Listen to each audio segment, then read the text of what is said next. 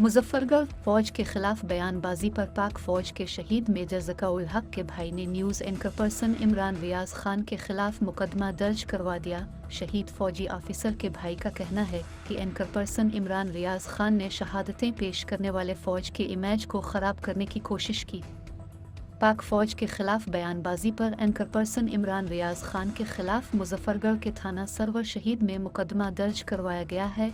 मुकदमा मेजर ज़काउल हक शहीद के भाई रियाजुल हक की जानिब से इंसदाद इलेक्ट्रॉनिक क्राइम एक्ट की दफ़ात और दीगर दफ़ात के तहत दर्ज करवाया गया। मुकदमे के मतन के मुताबिक एंकर पर्सन इमरान रियाज खान ने फ़ौज के इमेज को नुकसान पहुँचाने के लिए नाकाबिल बर्दाश्त झूठे इल्ज़ामात आयद किए। मुद्दई मुकदमा का मौक़िफ़ था कि ठंडे कमरों में बैठने वाले एंकर्स शहादतें पेश करने वाली फ़ौज के खिलाफ बयानबाजी कर रहे हैं। मेजर ज़काउल हक शहीद 2012 में सियाचिन के ग्यारी सेक्टर में बर्फानी तोदा गिरने से 135 जवानों के साथ शहीद हुए थे।